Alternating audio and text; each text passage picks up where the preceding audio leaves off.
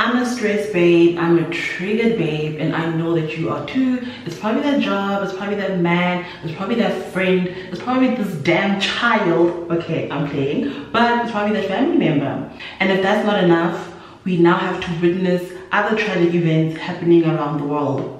There's conflict, there's wars, there is people being exterminated. We are seeing celebrities dealing with domestic violence. We are seeing women being trashed online. And no, I'm not naked, I'm wearing a tube top.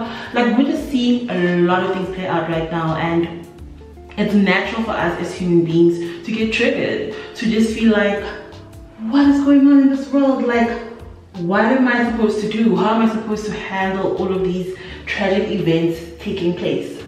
So I started journaling back when I was a kid. When I was still like in preschool, we had teachers that always encouraged us to write letters to ourselves. And I think for me, that's where I fell in love with journaling. However, I had a sister who made sure I stopped journaling. She would just go through my journal and read some of my entries, and mid-conversation she'd like bring up things I wrote in my journal, so that I would realize that, oh, she's actually going through my journal when I'm at school or wherever, because she'd come back home from school before me. So anyways, that put me off journaling, because she would also tell my mom about the stuff that I wrote, and I would write about boys. I would just be writing everything I was going through, as you should when you journal. So then I stopped journaling completely until 2018, when I finally moved out from home and I lived alone. And that was just so nice to just get back to journaling and writing out my emotions. At that point, I wasn't consistent. I've never really been consistent when it comes to journaling prior to this year. So every year before 2023, I wouldn't be journaling consistently. And that was the case in 2018, but I really picked up the habit. So then in 2019, I started going to therapy, and that's when I started journaling just a little bit more, but I wasn't consistent as well until 2023 this year. After my father passed away in May, I was just going through a lot of dark thoughts. There were times where I was like just questioning, why am I even on this planet? And it was just quite heavy. But I allowed myself to journal, to just get all of those emotions out without judgment. And of course, that's not easy. Like, when you start journaling, you can get so caught up with how to journal properly, what prompts you should use, you know, what should you write about. Just write whatever it is that you're going through. That's the advice I would give anyone. Just write whatever you're going through, whatever emotions you're feeling. Just write that. Just write those emotions. It was hard initially to be consistent. I really struggled to be consistent because I started writing when I was depressed. But then I had to make a commitment to myself, and I had to honor that commitment. I said I'm going to journal every single day, and I'm going to be accountable for that. And for 120 days, I did exactly that. What really helped me is actually meditating as well. So I created a schedule back in May of my perfect day, and I start to wake up early in the morning. I take my phone. Unfortunately, I'm those people, but then I also journal my dreams. So I use my phone to write down what I dreamt the night before, if I can remember. So that's another form of journaling, capturing your dreams. I would just do that on my phone because it's just the quickest way. Then after journaling on my phone, I then get up, make breakfast, get ready. Once I'm done doing breakfast, I then meditate. After meditating, I write down my thoughts. I feel like it's so much easier because meditation helps me to calm down and center myself. And then when I journal, I feel that the thoughts come more to me easily. Sometimes if I'm struggling, I'll just play some soft music for meditation in the background. And if I don't know what to journal about on that specific day, then I'll just write what I'm grateful for, because there's always something to be grateful for. Even on your darkest days, there's something you can just say, thank you universe, thank you Monica, thank you whoever for this or for what I have. Okay, I'm about to do a cat eye. I cannot talk through this. I'm thinking, you know what, I wanted to leave my eyes bare, but let me put on an eyeshadow. So after doing this for 120 days, what benefits have I seen? While meditating every day and journaling every day has allowed me to track my grieving process. I know it sounds so weird, but sometimes when you're going through grief, you have days where it just feels like the hurt, the news, all that happened yesterday, like it just becomes so overwhelming. So journaling my emotions every day helps me to just recognize that, hey, you're making progress. You're making progress. Some days it might not feel like it, but here's the proof. Here's the actual proof that you are making progress. I'm also able to track just my depressive thoughts better.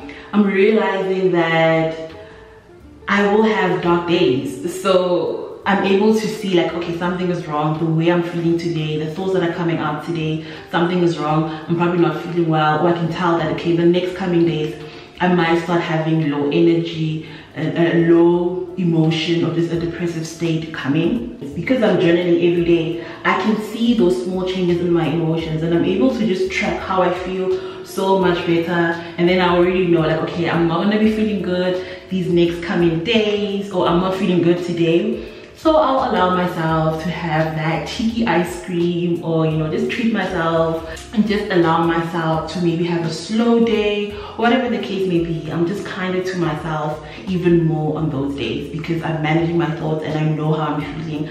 I'm able to see that because I'm journaling. So because I'm doing this consistently, I'm allowing myself, to just capture my thoughts without judgment. I am less critical of myself. I'm so less critical, and I actually make room for my thoughts, even my intrusive ones. I just remind myself that it's okay to feel like this. You're just being a normal person right now. Just let it out. You're not hurting anyone. You're just sharing your own thoughts with yourself. This is your personal journal. No one is going to read it. So I go ham and I talk shit in my own journal. And it's just so therapeutic because I'm allowing myself to just exist without judgment. I have created a safe space for myself and my thoughts, and I'm able to just feel without someone telling me, no, you're supposed to do this, you're supposed to do that. That's why I don't really encourage anyone to look for prompts specifically for journaling, or if you should journal a certain way. Like whatever comes to you naturally, however you feel, however you want to process your thoughts and this world, that's the best way for you. Don't let structure or rules ruin your own creativity. Like journaling is a form of creativity and it's your own baby. Do it the way you want to do it, basically. Lastly, oh my gosh, I can't believe I'm done so quickly and I'm not even done with my makeup. So let me quickly just add some blush and a lipstick and some earrings, and I'll come with my closing thoughts.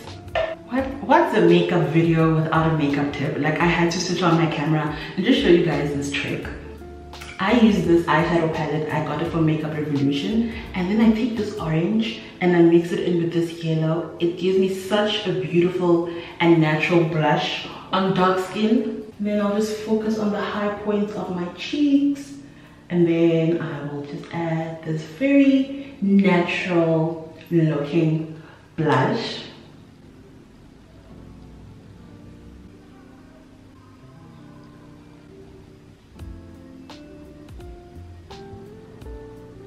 And there we go, there we have it. I hope you guys love this look. Let me share the last, dirty makeup hands, but let me share the last benefits of journaling.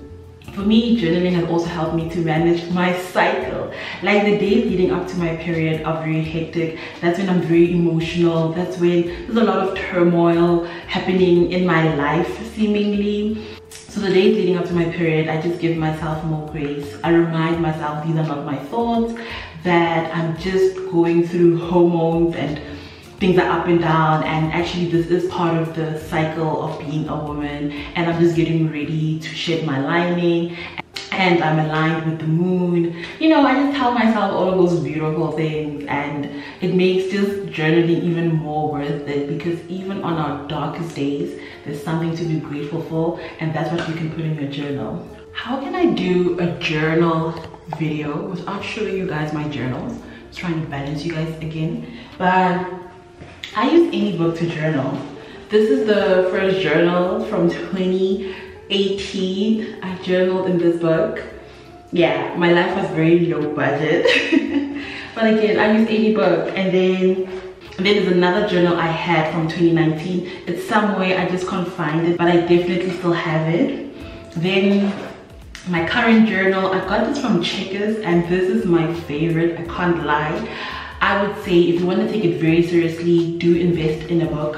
What I love about this journal is the size of it. It's easy to carry it everywhere. When I was still at my toxic workplace, I would take it with and journal sometimes before I started my day, try to just set better intentions.